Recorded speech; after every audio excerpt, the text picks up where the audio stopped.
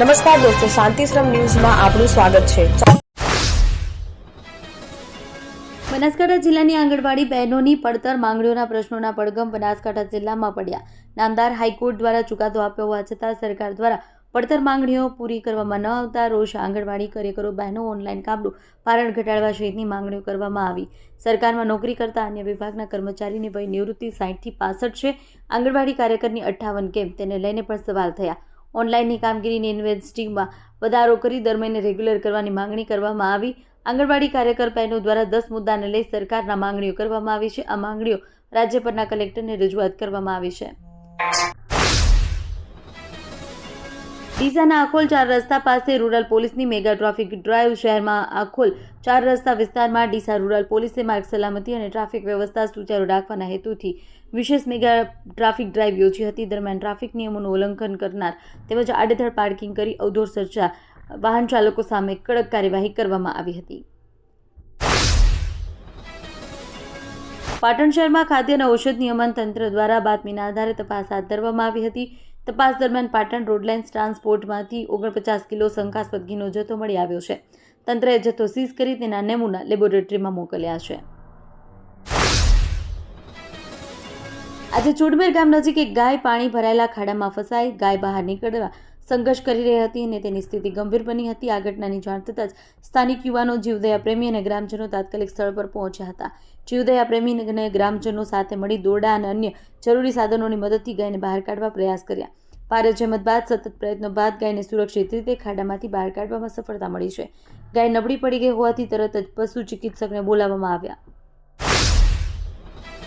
Simco sunlight paints. Simco sunlight paints કવિન સાફ્ટર મશીનથી કલર બનાવનાર નવીન ઘરને સુશોભિત કરવા એકવાર અવશ્ય મુલાકાત લો। Simco sunlight paints. Simco sunlight paints. સરહદી વિસ્તારોમાં રાયડાની કાપણી પૂરજોશમાં ચાલી રહી છે। આ વર્ષે રાયડાનું ઉત્પાદન સારું હોવાથી ખેડૂતોને આશા છે। જણાવ્યા અનુસાર થોડા કમોસમી વરસાદને કારણે પાકમાં થોડો બગાડ થયો છે, પરંતુ એકંદરે ઉત્પાદન સંતોષકારક છે। જોકે ખેડૂતોને રાયડામાં સારા ભાવ મળે તેવી અપેક્ષા છે, જેથી તેમને આર્થિક રાહત મળે। ભારતીય સનાતન સંસ્કૃતિના મહાન પર્વ મહાશિવરાત્રી નિમિત્તે પ્રજાપિતા બ્રહ્મકુમારી ઈશ્વરીય વિશ્વવિદ્યાલય દ્વારા વૈશ્વિક સ્તરે ઉજવણીનો પ્રારંભ કરવામાં આવ્યો છે। સંસ્થાના મુખ્યાલય શાંતિવન આબુ ખાતે બુધવારે 100 ફૂટ ઊંચા શિવ ધ્વજારોહણ સાથે મહોત્સવનું વિધિવત ઉદ્ઘાટન થયું હતું। દેશ વિદેશથી મોટી સંખ્યામાં ઉપસ્થિત શિવભક્તો અને બ્રહ્મકુમાર ભાઈઓ બહેનોની હાજરીમાં સમગ્ર પરિસર આધ્યાત્મિક ઉર્જાથી ગુંજી ઉઠ્યું। બનાસકાંઠા જિલ્લામાં ગેરકાયદેસર હેરોઇનનું વેચાણ કરતા સંજય ઠાકોરની PIT NDPS એક્ટ હેઠળ અટકાયત કરવામાં આવી છે। પાલનપુર એસઓજી દ્વારા કાર્યવાહી કરી આરોપીને સુરતની મધ્યસ્થ જેલમાં મોકલી દેવાયો છે। પોલીસ અધિક્ષક પ્રશાંત સુમેરની સૂચનાના આધારે બનાસકાંઠા જિલ્લામાં ગેરકાયદેસર NDPS પ્રવૃત્તિઓ અટકાવવા માટે કાયદાકીય પગલાં લેવામાં આવી રહ્યા છે। એસઓજી શાખાના પોલીસ ઇન્સ્પેક્ટર SM પટણીના માર્ગદર્શન હેઠળ ડીસાના સિંધી કોલોની પાછળ રહેતા 23 વર્ષીય સંજયભાઈ પેમાજી ઠાકોર પર નજર રાખવામાં આવી। ઇસ્કોન મંદિર પાસે આવેલી GSTVની ઓફિસ પાછળ આવેલા વ્હીલચેરના ગોડાઉનમાં આગ લાગી છે, જેને પગલે ફાયર વિભાગની 8 ગાડીઓ ઘટના સ્થળે પહોંચી છે। ફેબ્રિકેશનને કારણે આગ લાગી હોવાનું પ્રાથમિક અનુમાન લગાડવામાં આવી રહ્યું છે। છેલ્લા 5 વર્ષથી અહીં વ્હીલચેરમાંથી ગાડી બનાવવાની કામગીરી કરવામાં આવે છે।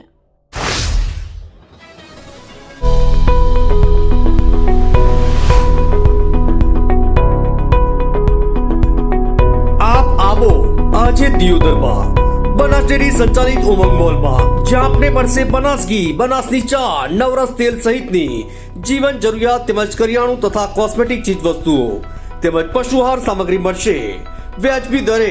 આજે સંપર્ક કરો ઉમંગ મોલ, ખીમાળા બાબર હાઈવે, તિરુપતિ સોસાયટીની સામે, બ્રિજના છેડે।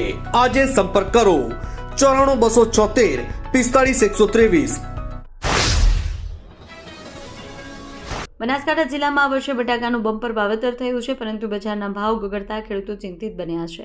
ગત વર્ષની સરખામણીમાં બમણું વાવેતર થયું હોવા છતાં ખેડૂતોને યોગ્ય ભાવ મળી રહ્યા નથી। માહિતી અનુસાર બનાસકાંઠા જિલ્લામાં ચાલુ વર્ષે 64,948 હેક્ટર વિસ્તારમાં બટાકાનું વાવેતર થયું છે। ગત વર્ષે 34,164 હેક્ટર વિસ્તારમાં વાવેતર થયું હતું। આંકડા દર્શાવે છે કે આ વર્ષે બટાકાનું વાવેતર લગભગ બમણું થયું છે। વિશાલ કમલેશભાઈ રાવલે અંબાજીની સરકારી શાળામાં ધોરણ 1 થી 12 સુધીનો અભ્યાસ પૂર્ણ કર્યો. તેમણે ચાર્ટર્ડ એકાઉન્ટની પરીક્ષા પ્રથમ પ્રયત્ને સફળતાપૂર્વક પાસ કરી. ધોરણ 12માં તેમણે 98% ગુણ પ્રાપ્ત કર્યા. સિદ્ધિ દર્શાવે છે કે સરકારી શાળાના વિદ્યાર્થીઓ પણ ઉચ્ચ શૈક્ષણિક પ્રદર્શન કરી શકે છે. ધોરણ 12 પછી તેમણે HL કોમર્સ કોલેજના અભ્યાસની સાથે CA બનવાની તૈયારી શરૂ કરી. CA પરીક્ષામાં દરેક લેવલે તેમણે પ્રથમ પ્રયત્ને સફળતાપૂર્વક પાસ કર્યા. સફળતા, નિયમિત અભ્યાસ, સમયનું શિસ્તબદ્ધ આયોજન, નિષ્ઠાવાન મહેનત અને દ્રઢ આત્મવિશ્વાસનું પરિણામ છે. તેને પડકારોનો સામનો કરીને લક્ષ્ય પ્રાપ્ત કર્યું.